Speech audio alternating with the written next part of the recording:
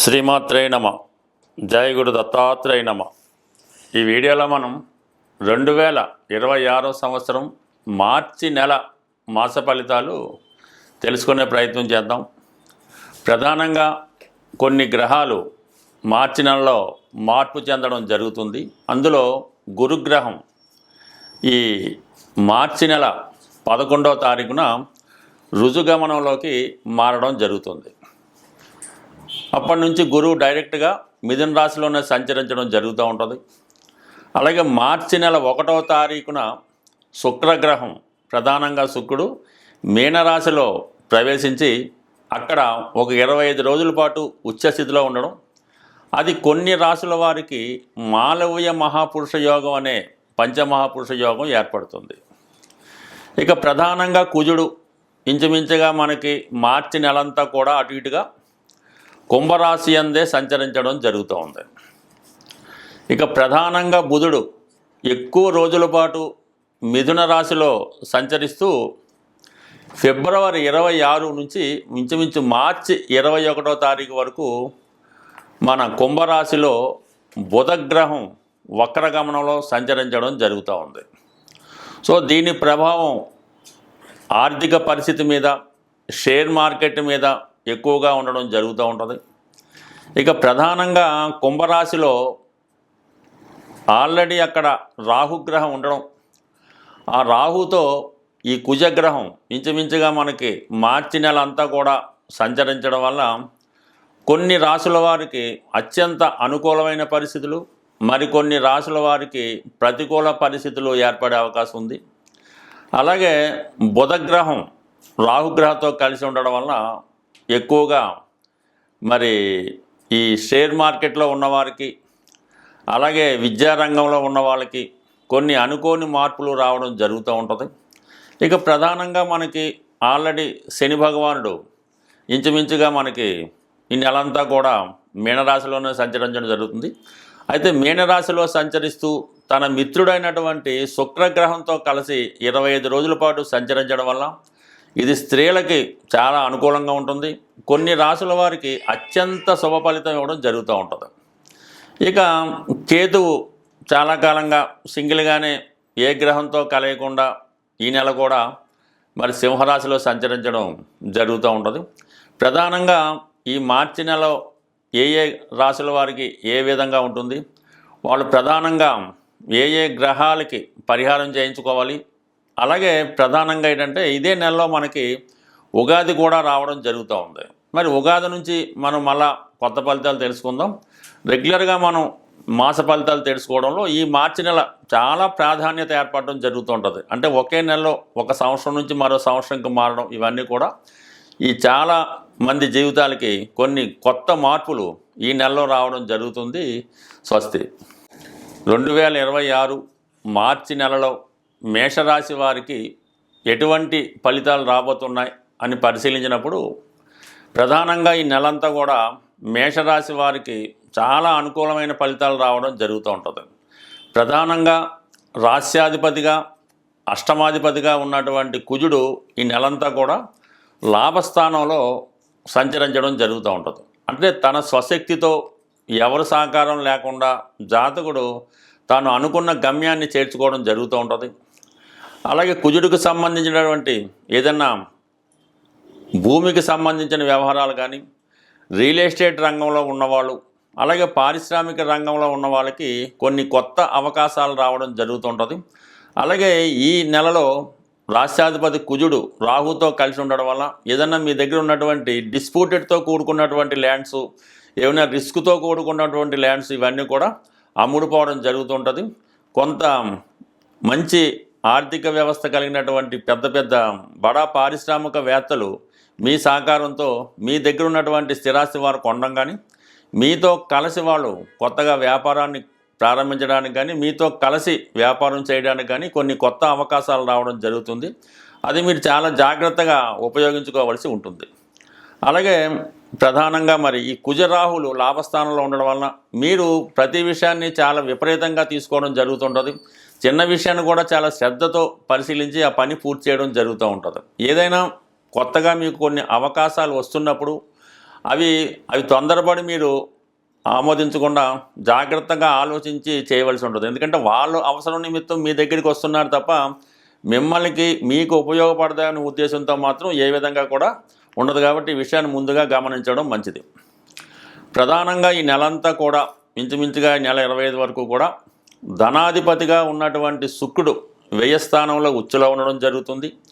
అలాగే సప్తమాధిపతి శుక్రుడు కూడా మరి వ్యయస్థానంలో శనిగ్రహంతో కలియడం వల్ల మీ జీవిత భాగస్వామితో మీకు కొద్దిగా ఎడబాటు రావడం జరుగుతుంది. అయితే మీ జీవిత భాగస్వామికి కొద్దిగా హోదా పెరిగే అవకాశం ఉంది. వారికి ఏదైనా విదేశంలో ఏదైనా ఉద్యోగం రావడం కానీ, ఎవరితోన్నా కలిసి కొత్తగా వ్యాపారం ప్రారంభించడం వల్ల కొన్ని రోజుల పాటు ఏదైనా ఒక బాగా విలాసవంతమైనటువంటి ప్రాంతంలో స్టే చేయడం జరుగుతూ ఉంటుంది.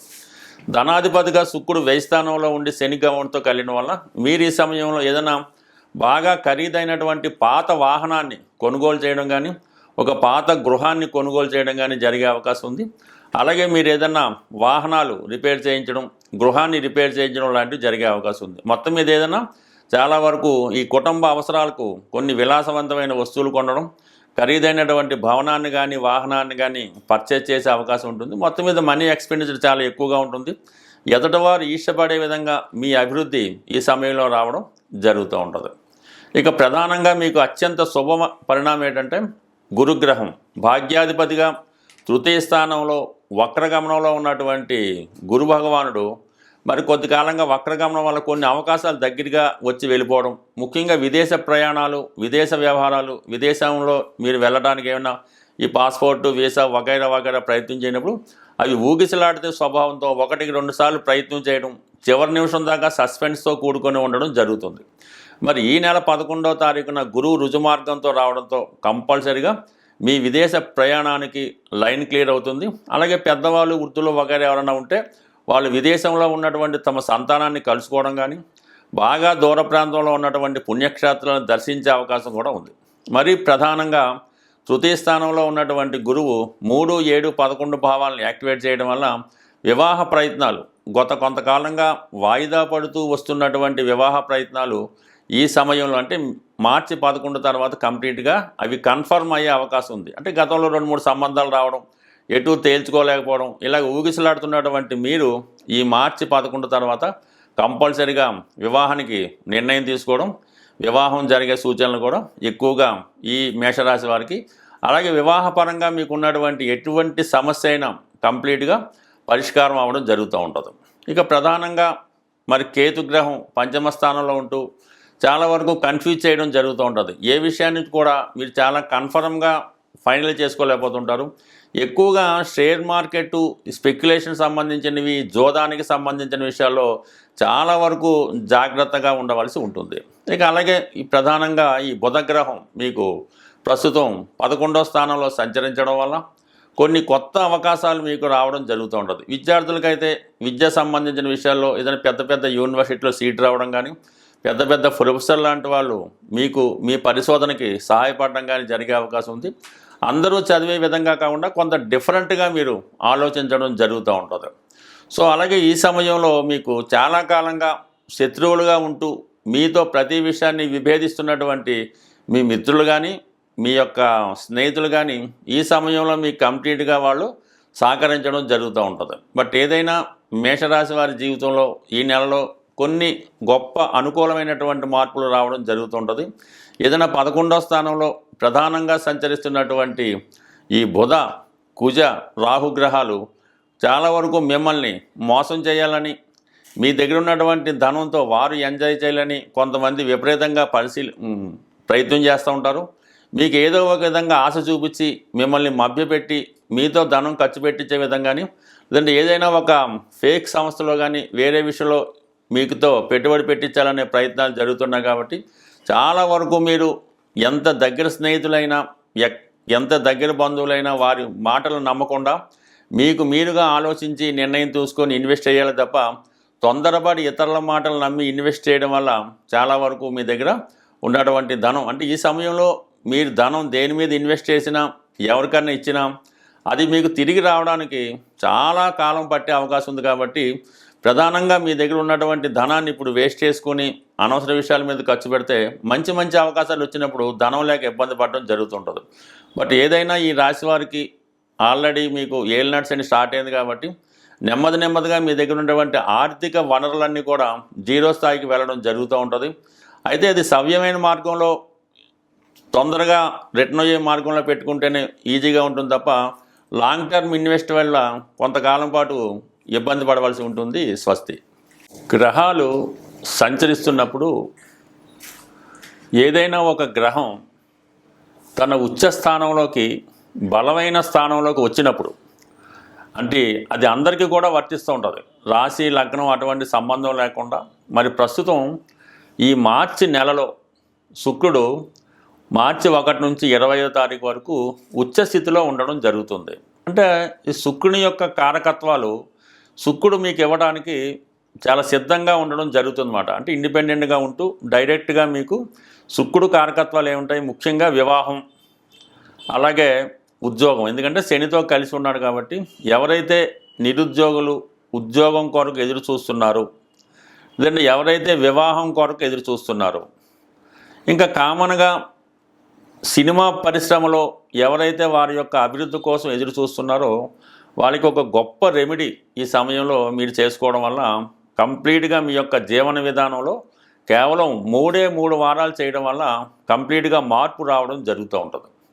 అది ప్రధానంగా ఏంటంటే శుక్రవారం ఒక 3 శుక్రవారాలు అంటే మనకి 1వ తారీఖు నుంచి 25లో వచ్చే శుక్రవారాల రోజు సాయంకాలం సంధ్యా సమయంలో అంటే సూర్యాస్తమం అయిన తర్వాత చీకటి పడుతుండగా లక్ష్మీ అమ్మవారు, ఎస్పెషల్లీ లక్ష్మీ అమ్మవారి ఆలయంలో అమ్మవారికి 6 మంచి ఎరుపు రంగులో ఉన్నటువంటి గులాబీ పువ్వులు అంటే చాలా ఫ్రెష్గా ఉండాలి, చాలా చక్కగా ఏమాత్రం నలగకుండా ఉన్నటువంటి 6 గులాబీ పువ్వులు, అలాగే ఒక 600 గ్రాములు స్వీట్ మాట అంటే శనగపిండితో చేసింది, అది మైసూర్ పాక, బూందీ లడ్డుగా ఏటన్నది చక్కనిగా ఒక 600 గ్రాముల స్వీటు, 6 గులాబీ పువ్వులు, అలాగే 6 నాణ్యాలు ఏమైనా అంటే 10 రూపాయలు, ఇప్పుడు 20 రూపాయలు కూడా వస్తున్నాయి కాబట్టి అవి కూడా కొత్తగా ఉన్నవి ఒక 6 నాణ్యాలు అమ్మవారి గుడిలో కంప్లీట్గా సమర్పించండి.